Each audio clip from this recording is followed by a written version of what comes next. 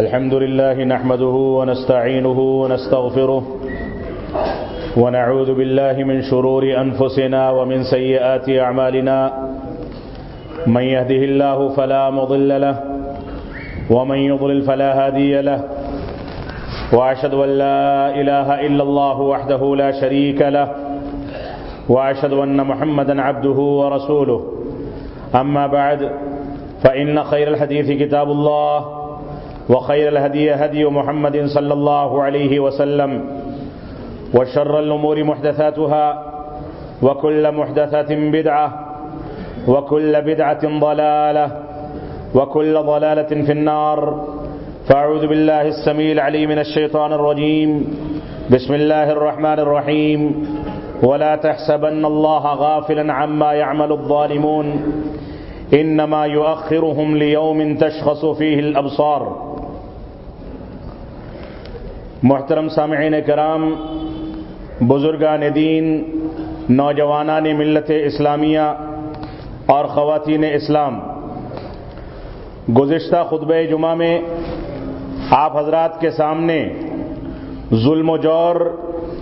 اس کے انجام اور ظلم و جور کی بعض اقسام اور اس بات کا تذکرہ کیا گیا تھا کہ جب تک ہم ظلم و جور کو نہیں چھوڑیں گے ہماری زندگی سے ظلم و جور رخصت نہیں ہو جاتا اور ہم عدل و انصاف اور انصاف پسندی کو اختیار نہیں کر لیتے جب تک ہم مظالم کا مقابلہ کرنے کی استطاعت نہیں رکھتے ہیں۔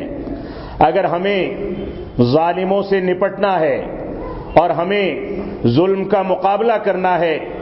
اور ہم اس بات کی خواہش اور تمنا رکھتے ہیں کہ ہم اس دنیا سے ظلم و جور کو ختم کر کے امن و سلامتی کو قائم کریں، ہندوستان اور وطن عزیز میں امن و سلامتی کے ساتھ زندگی گزاریں اور امن و چین اور سکون کے ساتھ زندگی گزاریں، تو سب سے پہلے ہماری ذمہ داری یہ ہے کہ ہم اپنے اوپر ظلم کرنا چھوڑیں، ہم اللہ رب العالمین کی وحدانیت کو اختیار کریں، شرکیات کو چھوڑ کر کے سب سے بڑے ظلم سے توبہ و استغفار کریں، ہم رسول اکرم صلی اللہ علیہ وسلم کی اتباع کریں اور رسول اکرم صلی اللہ علیہ وسلم کی اتباع کو اختیار کر کے بدعات و خرافات، تقلید شخصی اور دین سے دور لے جانے والے سارے کے سارے امور کو نظر انداز کریں۔ اس وقت تک ہم کامیاب نہیں ہو سکتے۔ ہماری ذمہ داری ہے کہ ہم قرآن و سنت کی جانب رجوع کریں، ہماری ذمہ داری ہے کہ ہم مساجد کو ویران کرنے کے بجائے آباد کریں، ہماری ذمہ داری ہے کہ ہم اللہ رب العالمین کے حقوق کو ادا کریں، مسجدوں میں اللہ رب العالمین کے گن گائے جائیں، اللہ رب العالمین کے کلمات کو بلند کیا جائے، اللہ رب العالمین کے لیے رکوع اور سجدے کیے جائیں، اللہ رب العالمین کی خوشنودی کے لیے مسجدوں کو 5 وقتہ نمازوں میں آباد کیا جائے، صلاۃ فجر میں بھی سوتا ہوا مسلمان بیدار ہو کر کے مسجدوں میں حاضری دے اور مسجد جو اپنی ویرانی پر ماتم کرتی ہیں وہ ماتم کا دور ختم ہو سکے۔ لیکن بدقسمتی یہ ہے کہ ان نازک حالات میں اور ان پیچیدہ مسائل کے رہتے جن مسائل سے ہم جوجھ رہے ہیں، جن چیزوں کو سامنے رکھ کر کے ہم پریشان ہیں، بے چین ہیں، بے حال ہیں، بے یار و مددگار ہیں، ان ایام میں بھی ہم اللہ رب العالمین کی جانب رجوع نہیں کرتے، اللہ رب العالمین کو یاد کرنے کا حق ادا نہیں کرتے۔ ہم مظاہروں میں، پروٹیسٹ میں اور دوسری کاوشوں میں ساری کی ساری کوششیں کر لیتے ہیں، ساری جدوجہد کرتے ہیں، قانون کے دائرے میں رہ کر کے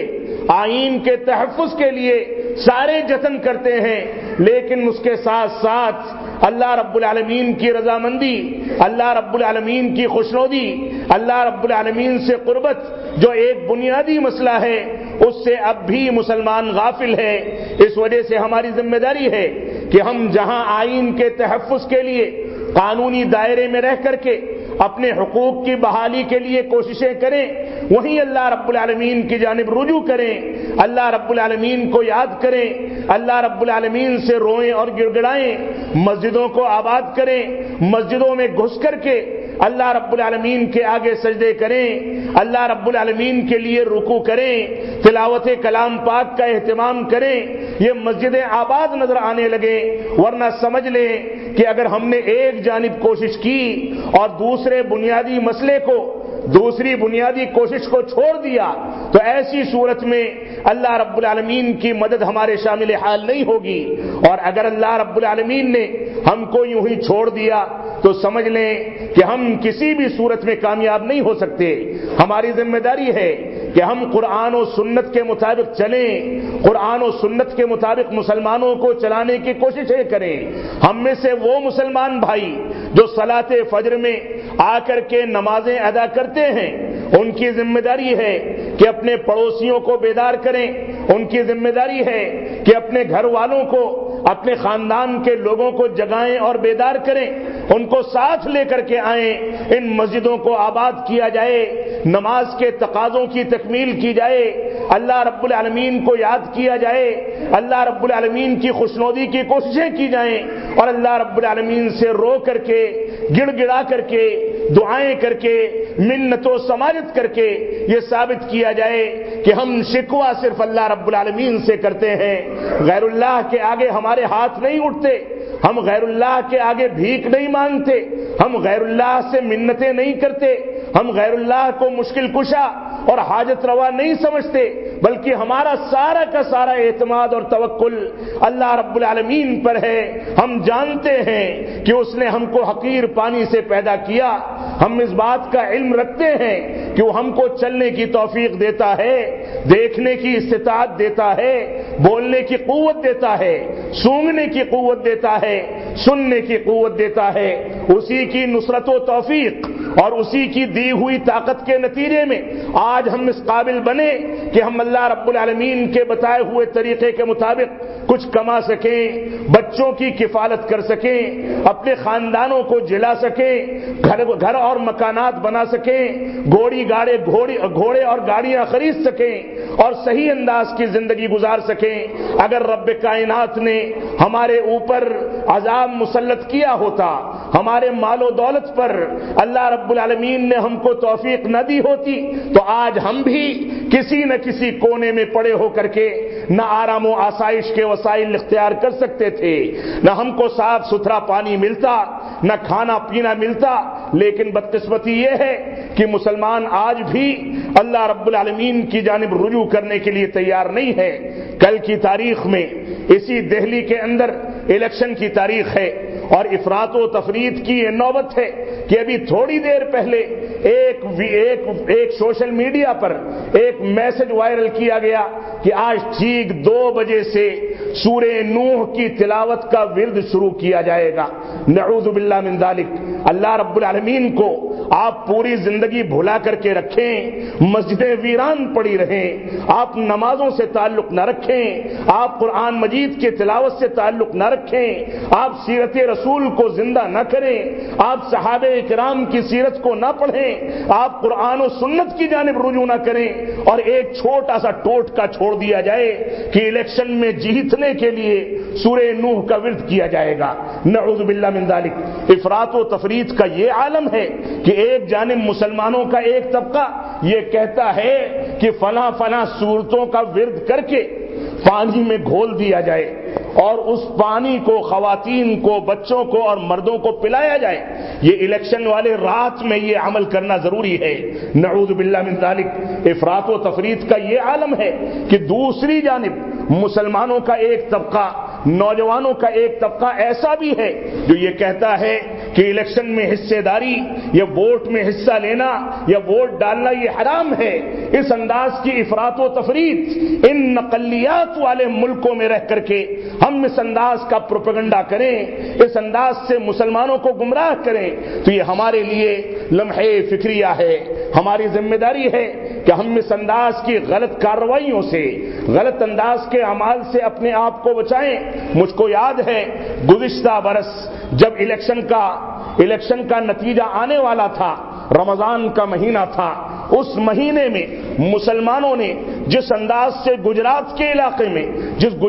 علاقے سے نکل کر کے بعض لوگوں کو ہمارے اوپر مسلط کر دیا گیا ہے، اسی علاقے کے مسلمانوں نے رات بھر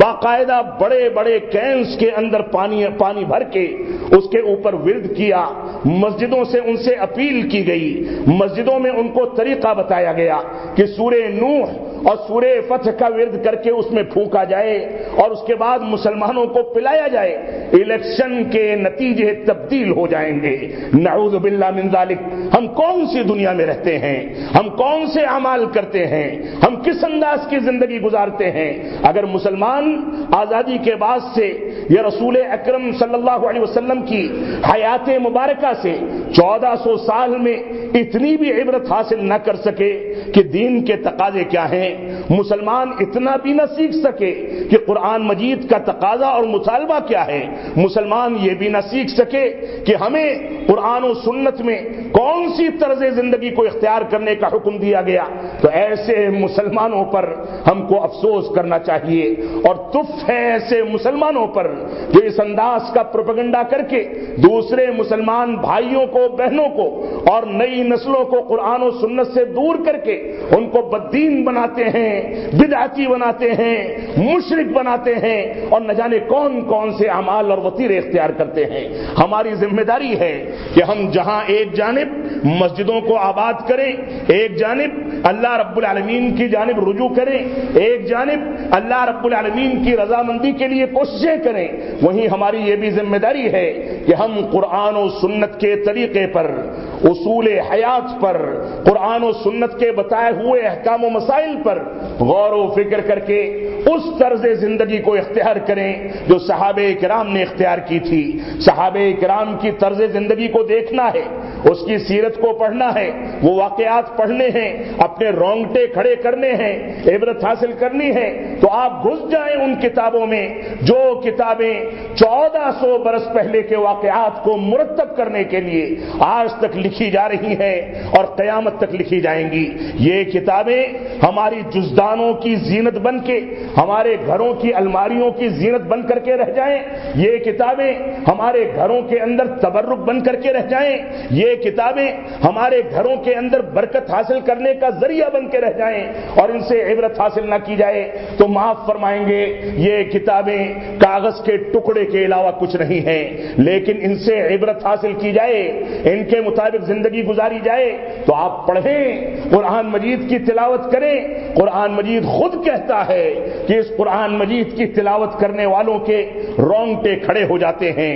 دل دہل جاتے ہیں، آنکھوں سے آنسو بہتا ہے اور یہ اللہ رب العالمین کے آگے سجدہ ریز ہو جاتے ہیں۔ اگر یہ کیفیت قرآن مجید کی تلاوت کے باوجود ہمارے اندر پیدا نہیں ہوتی تو ہم کو اپنے ایمان پر نظر ثانی کرنی ہوگی، اور کیسے پیدا ہوگی، یہ کیفیت کیسے بنے گی جب قرآن مجید کا تعلق رمضان کے مبارک مہینے سے رہ گیا اور اس میں بھی مسلمان ایک شب کا شبینہ، 2 شب کی تراویح، 3 شب کی تراویح اور شبینہ تلاش کر کے 3 ہی رات میں قرآن مجید کو ختم کر کے، بلکہ اگر الفاظ سخت نہ ہوں تو قرآن مجید کو دفن کر کے مسجدوں سے رخصت ہو جاتا ہے۔ وہ تلاش کرتا ہے کہ کون سی مسجد میں، کون سے امام کے پیچھے تراویح کتنے جلدی ختم ہونے والی ہے، تاکہ تراویح سے چھٹکارا پا کر کے ہم دنیا داری میں لگ جائیں، عید کی شاپنگ میں لگ جائیں اور کاروبار میں لگ کر کے پیسہ کمائیں۔ آپ کو اللہ رب العالمین کے لیے وقت نکالنا ہوگا، قرآن مجید کی تلاوت کے لیے وقت نکالنا ہوگا، سیرت رسول کے مطالعے کے لیے وقت نکالنا ہوگا، اور معاف فرمائیں گے اس انداز کے ٹوٹکے نہیں چلنے والے جس انداز سے چند ہفتوں پہلے ہمارے ملک کے بعض نامور علماء کرام کی جانب منسوب فتوے آئے کہ انہوں نے اپیل کی ہے کہ جمعہ کے دن کثرت کے ساتھ جامع مسجد میں اور دوسرے مقامات پر اکٹھا ہو کر کے روزہ رکھنے کا اہتمام کیا جائے. سارے لوگ عصر سے مغرب تک اس دن دعائیں کریں اور ایک ساتھ افطار کریں, افطار میں دعاؤں کا اہتمام کریں. ہماری عقل کہاں چلی گئی؟ ہماری عقل کس طریقے سے ماری گئی ہے؟ رسول اکرم صلی اللہ علیہ وسلم نبی آخر الزمان جناب محمد الرسول اللہ صلی اللہ علیہ وسلم فرماتے ہیں کہ جمعہ کے دن کا روزہ خصوصیت کے ساتھ نہ رکھا جائے, اور ہم ہیں کہ اپیل کرتے ہیں کہ جمعہ کے دن ملکی حالات کو بدلنے کے لیے NRC اور CAA اور NPR کے خلاف احتجاج کرنے کے لیے جمعہ کے دن بدعت کر کے ہم اللہ رب العالمین کو راضی کریں گے. ہم کدھر جا رہے ہیں؟ ہم نے کون سا راستہ اختیار کر لیا ہے؟ ہم کو اس پر غور کرنا ہوگا. ہم کو سمجھنا ہوگا کہ دین کو دین کے طریقے سے سمجھنا چاہیے. ہم کو سمجھنا ہوگا کہ دین وہی چلے گا جو ہمارے پیارے حبیب جناب محمد الرسول اللہ صلی اللہ علیہ وسلم لے کر کے آئے. اللہ کے نبی صلی اللہ علیہ وسلم نے نماز میں نگاہیں کہاں رکھی, مسجد میں کیسے داخل ہوتے تھے, کیسے نکلتے تھے, انگلی کا اشارہ کیسے ہوتا تھا, انگلیاں کب کھلی ہوتی تھیں, کب ملی ہوتی تھیں, کب تھوڑا سا فاصلہ ہوتا تھا, آپ کس انداز سے رکوع کرتے تھے, کیسے سجدہ کرتے تھے, کتنا طویل رکوع اور سجدہ ہوتا تھا, کون سی صورتوں کی کون سی نمازوں میں تلاوت کرتے تھے, تلاوت کی کیفیت کیا ہوتی تھی, امامت کی کیفیت کیا ہوتی تھی, آپ کی اقتداء میں لوگ نماز کیسے ادا کرتے تھے, تلاوت کلام پاک کی صفت کیا ہوتی تھی, کس انداز سے زندگی گزارتے تھے. کوئی ایک نقطہ دکھا دیا جائے جو احادیث مبارکہ کے اندر ذکر نہ کیا گیا ہو. صحابہ کرام نے اپنی جانوں کو اپنی ہتھیلیوں پر رکھ کر کے رسول اکرم صلی اللہ علیہ وسلم کی زندگی کے تمام مراحل کو ہمارے سامنے ذکر کیا. یہاں تک بتایا کہ آپ بیت الخلاء میں کیسے جاتے ہیں, یہاں تک بتایا کہ استنجا اور قضاء حاجت کے لیے کیسے بیٹھتے ہیں, یہاں تک بتایا کہ پانی پینے کے آداب کون سے اختیار کرتے ہیں, یہاں تک بتایا کہ کھانا کیسے کھاتے ہیں, لیٹتے کیسے ہیں, جاگتے کیسے ہیں, لوگوں سے معاملات کیسے کرتے ہیں, لوگوں کی ضیافت کیسے کرتے ہیں, غیر مسلموں سے کیسا تعامل ہوتا ہے, مسلمانوں سے کون سا سلوک ہوتا ہے, وفود کا استقبال کیسے کرتے ہیں. ساری کی ساری چیزیں دین اسلام کی کتابوں میں, احادیث مبارکہ میں, سیرت رسول کی کتابوں کے اندر محفوظ ہیں. لیکن کوئی پڑھنے والا تو ہو, کوئی اختیار کرنے والا تو ہو. ہماری ذمہ داری ہے کہ ہم ان چیزوں کو اختیار کریں, ان کے مطابق زندگی کو گزاریں. اور یہ ٹوٹکے جو چلتے ہیں, جس انداز سے ایک بھجن کرنے والا یا قبروں پر بیٹھ کر کے تسبیح گننے والا, لوگوں کو بے وقوف بنانے والا, بڑے آرام کے ساتھ کہتا ہے کہ کسی نے قتل کر دیا, کسی سے کوئی جرم ہو گیا تو کہتا ہے کہ میری جھولی میں اتنے پیسے ڈال دو, جنت کی ضمانت دے دیتا ہوں, معاف فرمائیں گے. یہ اسلام کا وتیرہ نہیں ہے. اسلام کا وتیرہ تو یہ ہے کہ اللہ کے نبی صلی اللہ علیہ وسلم فرماتے ہیں کہ میں اپنے عمل کے نتیجے میں جنت میں داخل نہیں ہو سکتا, تم میں سے کوئی اپنے عمل کے نتیجے میں جنت میں داخل نہیں ہو سکتا. صحابہ کرام نے پوچھا ولا انت یا رسول اللہ, اے اللہ کے نبی صلی اللہ علیہ وسلم کیا آپ بھی داخل نہیں ہو سکتے؟ فرمایا کہ نہیں, الا یہ کہ میرے عمل پر اللہ رب العالمین کی رحمت میرے عمل کو اور میری شخصیت کو ڈھانپ لے اور اس کے نتیجے میں مجھ کو جنت کا مستحق قرار دیا جائے. آج اسلام کو اتنا آسان بنا دیا گیا کہ آپ گھر سے نکلیں, چلتے چلتے آپ کہیں تھوڑے سے سکے ڈال دیں, تھوڑا سا پیسہ صدقہ کر دیں, تھوڑا سا کسی کو خوش کر لیں, اللہ رب العالمین کے طریقے پر ہو یا غیر اللہ کو خوش کرنے کے لیے ہو, اس سے ہمارا واسطہ نہیں ہے. ہم نے دین اسلام کو تباہ و برباد کر کے رکھ دیا. مسلمان جب تک قرآن و سنت کی جانب رجوع نہیں کرے گا, مسلمان جب تک قرآن و سنت کی پیروی نہیں کرے گا, جب تک مسلمان نہ مسلمان بن سکتا ہے اور نہ ہی اللہ رب العالمین کی رضامندی اور خوشنودی کو پا سکتا ہے. اس وجہ سے ہماری ذمہ داری ہے کہ ہم قرآن و سنت کی جانب رجوع کریں. اللہ کے نبی صلی اللہ علیہ وسلم نے ہم کو بہت ساری تعلیمات دی. اللہ کے نبی صلی اللہ علیہ وسلم نے ہم کو اذکار بتائے, قرآن و سنت کے مطابق چلنے کا ڈھنگ سکھایا. اللہ رب العالمین, اللہ کے نبی صلی اللہ علیہ وسلم نے ہم کو بتایا کہ ظلم و جور یہ حرام چیزیں ہیں، اسی خطبے کا تتمہ اور تکمیل میں کرنا چاہتا تھا، لیکن بات لمبی ہو گئی، لیکن اس کے باوجود چند چیزیں آپ کے سامنے ذکر کر دی جائیں۔ یہ ظلم و جور جس کو ہم نے اپنی زندگی میں اختیار کر رکھا ہے، ہم اپنی بیویوں پر ظلم کرتے ہیں، اپنے بچوں پر غیر اسلامی تربیت کر کے ظلم کرتے ہیں، مسجدوں کو ویران کر کے یا نمازوں کو ترک کر کے اللہ رب العالمین کے حقوق پر ظلم کرتے ہیں، ہم توحید باری تعالیٰ کو بجا لانے کے بجائے اس کو نظر انداز کر کے اور شرکیات کو اختیار کر کے توحید پر اور اللہ رب العالمین پر ظلم کرتے ہیں، اپنے نفس پر ظلم کرتے ہیں۔ ہماری ذمہ داری ہے کہ ہم قرآن و سنت کی جانب رجوع کریں۔ اللہ رب العالمین نے فرمایا اتقوا الظلم فإن الظلم ظلمات یوم القیامہ، صحیح بخاری کی روایت ہے کہ اے لوگو ظلم سے بچو، کیونکہ یہ ظلم قیامت کی تاریکیوں میں بھٹکا دینے والا ظلم ہے، انسان کو تباہ و برباد کرنے والا ظلم ہے۔ اور شروع میں جو آیت کریمہ آپ کے سامنے تلاوت کی گئی، وَلَا تَحْسَبَنَّ اللَّهَ غَافِلًا عَمَّا يَعْمَلُ الظَّالِمُونَ إِنَّمَا يُؤَخِّرُهُمْ لِيَوْمٍ تَشْخَصُ فِيهِ الْأَبْصَارُ، تم لوگ ظلم کرنے والوں سے اللہ رب العالمین کو غافل نہ سمجھو، اللہ رب العالمین نے تمہارے کرتوتوں کے نتیجے میں ان کی رسی کو ڈھیلا چھوڑ رکھا ہے۔ آج ہم بہت مظلومیت کی زندگی گزار رہے ہیں، جس انداز سے دیکھیں، جس علاقے میں دیکھیں، نہ جانے کون کون سے قوانین، نہ جانے کون کون سے دستور اختیار کر کے ہمارے خلاف کارروائیاں کی جا رہی ہیں۔ پورا یو پی ظلم و جور سے ابل رہا ہے۔ دہلی کے اندر جو واقعات ہوئے، ہندوستان کے جو دوسرے علاقوں میں واقعات ہوئے، وہ سارے کے سارے واقعات ہمارے سامنے ہیں۔ ظلم و جور کی انتہا ہے، ہمارے نوجوانوں کو ہراساں کیا جا رہا ہے۔ اللہ رب العالمین نے فرمایا فَلَا تَحْسَبَنَّ اللَّهَ غَافِلًا عَمَّا يَعْمَلُ الظَّالِمُونَ، ظلم کرنے والے جو کچھ ظلم کرتے ہیں، اللہ رب العالمین کو ان سے غافل نہ سمجھ لو، یہ نہ سمجھو کہ اللہ رب العالمین نے ان کو نہیں پکڑا ہے تو کبھی نہیں پکڑے گا، بلکہ اللہ رب العالمین ظالموں کو ایسا پکڑتا ہے کہ ان کو بھاگنے کا موقع نہیں ملتا۔ انما یؤخرهم لیوم تشخص فیہ الابصار، اللہ رب العالمین نے فرمایا ان کو اللہ رب العالمین نے مہلت دے رکھی ہے، چھوڑ رکھا ہے اس دن کے لیے جس دن آنکھیں پھٹی کی پھٹی رہ جائیں گی، آنکھیں پتھرا جائیں گی، انسان دیکھ کر کے تعجب میں پڑ جائے گا۔ اللہ رب العالمین نے اس دن ان کی گرفت کرنے کے لیے ان کے ظلم و جور پر ان کو چھوڑ رکھا ہے، اور یہ وقتی طور پر کامیاب ہوتے ہیں۔ اس وجہ سے ہماری ذمہ داری ہے ہم قرآن و سنت کے مطابق چلیں، اور ظلم و جور جو مختلف شکلوں میں آج کے دور میں ہمارے سامنے آتا ہے، چاہے خاکی وردی والوں کا ظلم و جور ہو، لاٹھی چارج کرنا ہو، گولیاں برسانا ہو، نہ جانے کون کون سے اسالیب اختیار کرنے ہوں، موب لنچنگ کے واقعات ہوں، اور گھیر کر کے لوگوں کو نیست و نابود کرنا ہو، یہ ساری کی ساری چیزیں ہمارے اپنے کرتوتوں کا نتیجہ ہے۔ لیکن اس بات کو سمجھ لیں کہ انصاف کرنے والا اسلام ہے۔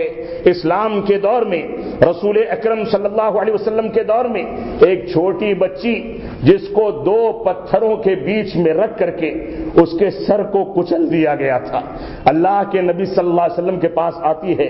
لائی جاتی ہے، صحابہ کرام پوچھتے ہیں کہ کس نے تمہارے ساتھ یہ کیا؟ تھوڑی بہت جان باقی تھی، نام لیا، بولنے کی طاقت نہیں تھی، نام لیتے گئے، جو بھی مجرمین تھے ان کے نام لیے۔ ایک یہودی کا نام جب آیا تو اس نے سر ہلایا کہ ہاں اس نے میرے ساتھ ایسا کیا ہے۔ تو اللہ کے نبی صلی اللہ علیہ وسلم نے حکم دیا کہ اس یہودی کو پکڑ کر کے اس کے سر کو بھی 2 پتھروں کے بیچ میں کچل دیا جائے۔ ظلم کو مٹانے، دنیا میں امن و سلامتی قائم کرنے کا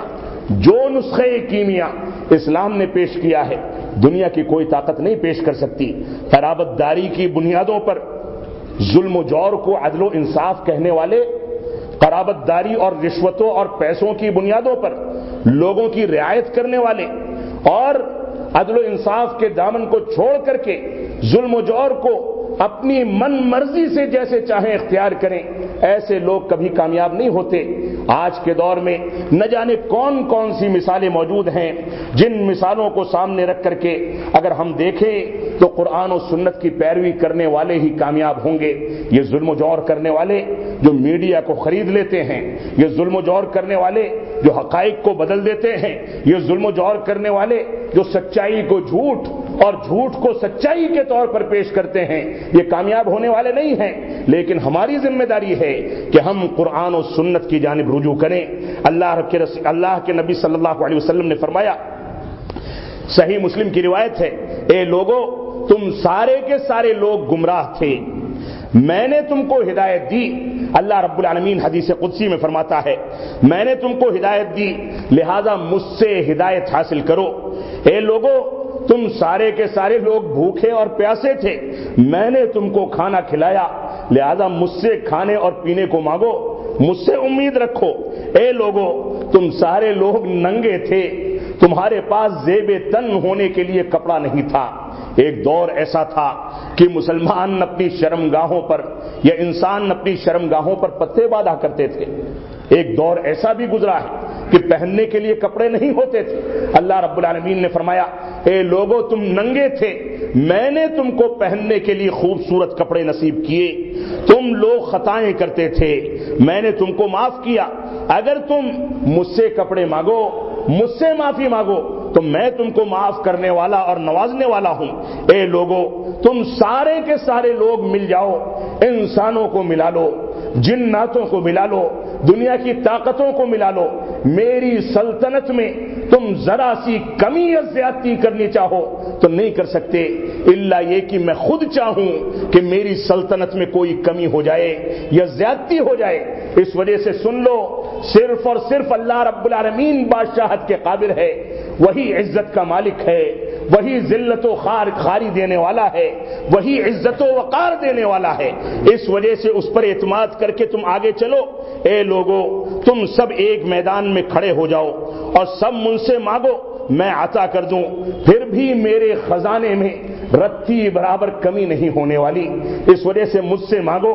غیر اللہ کے آگے ہاتھ نہ پھیلاؤ، غیر اللہ کی قبروں پر جا کر کے منتیں نہ مانگو، اللہ رب العالمین کے ساتھ کسی کو شریک نہ ٹھہراؤ، اور سن لو کہ میں سارے خزانے تم پر لٹا دوں اور تم کو نواز کر کے تمہاری زندگی میں چمک دمک پیدا کر دوں۔ دنیا میں تم سونے اور چاندی پر سونے لگو، بیدار ہونے لگو، سونے اور چاندی کی نعمتوں سے تم کو نواز دیا جائے، پھر بھی میرے خزانے میں اتنی بھی کمی نہیں ہوتی جیسے سمندر سے ایک سوئی ڈال کر کے نکالی جائے، اس میں ایک قطرہ پانی، وہ بھی چھوٹا سا قطرہ نکلتا ہے، اتنی بھی کمی اللہ رب العالمین کے خزانے میں نہیں ہوتی۔ اس وجہ سے اے بندو، اے لوگو، اللہ رب العالمین سے مانگو، تمہارے اعمال کو وہی درست کرنے والا ہے، وہی تم کو نوازنے والا ہے۔ صحیح مسلم کی حدیث میں اللہ رب العالمین نے اس کا تذکرہ فرمایا۔ ہماری ذمہ داری ہے کہ ہم ظلم و جور سے اپنے آپ کو بچائیں۔ اللہ رب العالمین نے فرمایا، ابو بکر صدیق رضی اللہ تعالیٰ عنہ نے رسول اکرم صلی اللہ علیہ وسلم سے کہا، علمنی دعاء ادعو به فی صلاتی، اے اللہ کے نبی صلی اللہ علیہ وسلم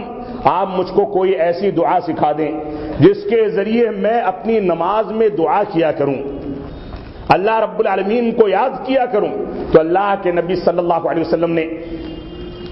افضل البشر بعد الانبیاء،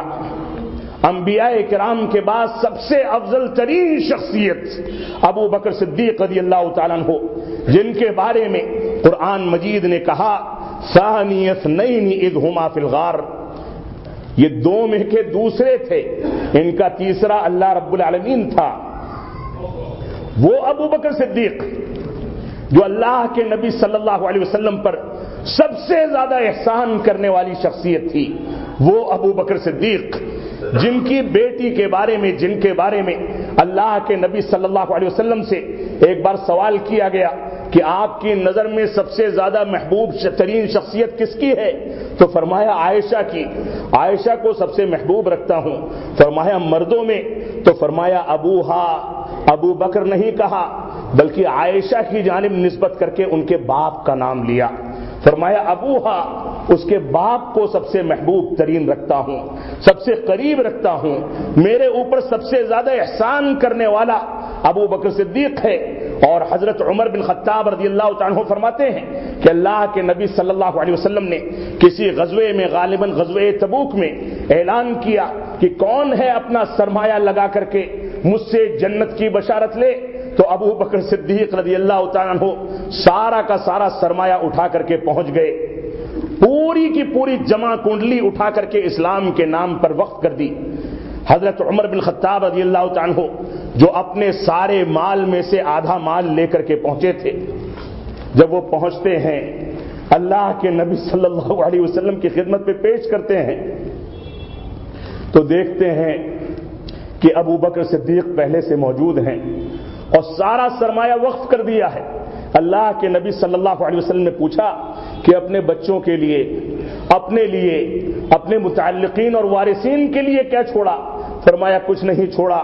اللہ اور اس کے رسول کی شفقتیں، ان کی دعائیں ہم کو مل جائیں، یہی کافی ہے۔ ابو بکر صدیق رضی اللہ تعالیٰ عنہ کے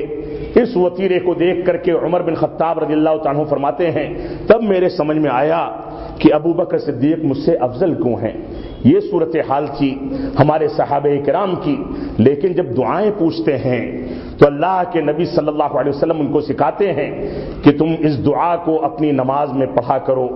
اللہم انی ظلمت نفسی ظلما کثیرا ولا یغفر الذنوب الا انت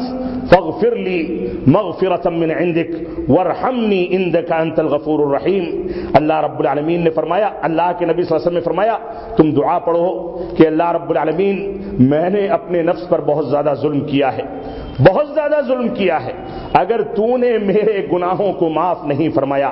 میری مغفرت نہیں کی، اپنی جانب سے میری کوششوں کے نتیجے میں نہیں بلکہ اپنی جانب سے میرے لیے مغفرت کو مقدر نہیں کر دیا، میرے اوپر رحم نہیں کیا، تو ایسی صورت میں میں تباہ و برباد ہو جاؤں گا۔ اے اللہ رب العالمین تو رحم کرنے والا، مغفرت کرنے والا ہے، میرے اوپر سے سارے کے سارے گناہوں کو مٹا دے۔ اسی طریقے سے اللہ رب العالمین نے فرمایا قل هو القادر على ان يبعث عليكم عذابا من فوقكم او من تحت ارجلكم او يلبسكم شيعا ويذيق بعضكم باس بعض انظر كيف نصرف الايات لعلهم يفقهون۔ سورہ انعام میں اللہ رب العالمین نے ارشاد فرمایا اے اللہ کے نبی صلی اللہ علیہ وسلم آپ کہہ دیجئے کہ یہ اللہ رب العالمین اس بات پر قادر ہے کہ تمہارے اوپر سے تمہارے اوپر عذاب نازل فرمائے، تمہارے نیچے سے تمہارے لیے عذاب نازل فرمائے، یا اسی طریقے سے تم کو تباہ و برباد کر دے اور تمہارے درمیان دشمنی اور عداوت ڈال دے۔ اللہ رب العالمین تم کو تباہ و برباد کرنے پر قادر ہے، اس وجہ سے تم اللہ رب العالمین کو یاد کرو، اللہ رب العالمین کو یاد کر کے اس کی خوشنودی کو تلاش کرو اور صحیح انداز کی زندگی گزارو۔ اللہ رب العالمین نے فرمایا فَكُلًّا أَخَذْنَا بِذَنبِهِ فَمِنْهُمْ مَنْ أَرْسَلْنَا عَلَيْهِ حَاصِبًا، سارے کے سارے لوگوں کو اللہ رب العالمین نے ان کے گناہوں اور جرائم کے نتیجے میں پکڑ لیا۔ ایسا نہ ہو کہ ہماری کوتاہیوں، ترک صلاۃ، توحید کی ناقدری، اتباع رسول کی ناقدری، سیرت رسول کو نظر انداز کرنے کے نتیجے میں اللہ رب العالمین ہم کو بھی پکڑ لے۔ اسی انداز سے ظالم ہم پر آئے دن نئے نئے حربے اختیار کر کے ہمارے اوپر مسلط کیے جاتے رہیں، اس سے پہلے ہم کو توبہ کرنی چاہیے، دین کی جانب رجوع کرنا چاہیے۔ اللہ رب العالمین نے فرمایا کہ ان لوگوں کو ان کے گناہوں کے نتیجے میں اللہ رب العالمین نے پکڑا، کسی پر پتھر برسائے، کسی کو زوردار آواز کے ذریعے تباہ و برباد کر دیا، کسی کو دھنسا دیا، کسی کو ڈبا دیا۔ اللہ رب العالمین اس کے باوجود ان پر ظلم کرنے والا نہیں بلکہ یہ بذات خود اپنے اوپر ظلم کرتے ہیں۔ اللہ رب العالمین ہم کو قرآن و سنت کے مطابق قرآن و سنت کی جانب رجوع کرنے کی توفیق عطا فرمائے۔ افراط و تفریط سے بچتے ہوئے یہ جو دین کے نام پر بدعات کو رواج دینے کے لیے آج نئے نئے ٹوٹکے اور سورہ نوح کی تلاوت، سورہ یاسین کی تلاوت اور اس انداز کی چیزوں سے لوگوں کو گمراہ کر کے جمعہ کے دن روزے کا اہتمام کرنے کی اپیل کر کے لوگوں کو گمراہ کر کے بدعات پر لگایا جا رہا ہے، اللہ رب العالمین ہم کو ان چیزوں سے رجوع کر کے اپنی زندگی میں مستقل مزاجی اور مستقل طور پر نمازوں کی پابندی کرنے، خواتین کو باپردہ رہنے، قرآن و سنت کی جانب رجوع کرنے، سیرت رسول کا مطالعہ کرنے، قرآن و سنت کی پیروی کرنے کی ہم کو توفیق عطا فرمائے۔ ظلم و جور کرنے والے اگر ہم سدھر جائیں، ہم قرآن و سنت کی جانب رجوع کر لیں تو ان ظلم و جور کرنے والوں کے پاس کتنی بڑی سے بڑی طاقتیں ہوں، رب کائنات کی تدابیر کے آگے ان کی طاقتیں نیست و نابود ہو جائیں گی۔ اللہ رب العالمین کا فرمان ہے وَمَكَرُوا وَمَكَرَ اللَّهُ واللہ خیر الماکرین، یہ تدبیریں کرتے ہیں، سازشیں کرتے ہیں، اور اللہ رب العالمین تدبیر کرتا ہے، اور اللہ رب العالمین بہترین تدبیر کرنے والا ہے۔ اللہ رب العالمین ہم کو دین کی جانب رجوع کرنے، نمازوں کی پابندی کرنے، مسجدوں کو آباد کرنے، قانون کے تحفظ کے لیے کوششوں پر استقامت اختیار کرنے کی توفیق عطا فرمائے۔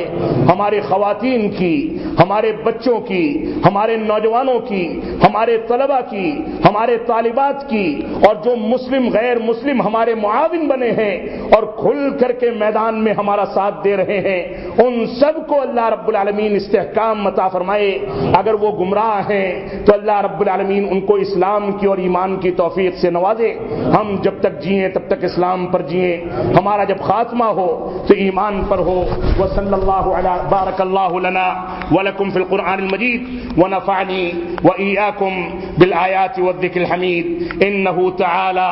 جواد كريم ملك بر الرؤوف الرحيم۔